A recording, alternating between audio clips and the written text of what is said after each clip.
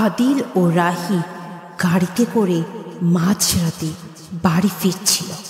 হঠাৎই তাদের গাড়ির সামনে একটা সাদা ছায়া তারা দেখতে পায়, আর ঠিক তখনই তাদের গাড়িটি আচমকা অ্যাক্সিডেন্ট হয়ে যায়। আদিল ও রাহি ঘটনাস্থলে অজ্ঞান হয়ে যায়।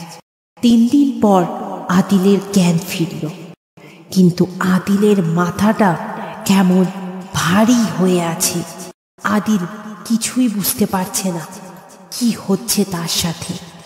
তো বন্ধুরা, পুরো গল্পটি পরের বৃহস্পতিবার অর্থাৎ 26 তারিখ সকাল 8টায় পাবলিশ করা হবে। পুরো গল্পটি দেখতে চাইলে অবশ্যই আমাদের চ্যানেলটিকে সাবস্ক্রাইব করে আমাদের পাশেই থেকো।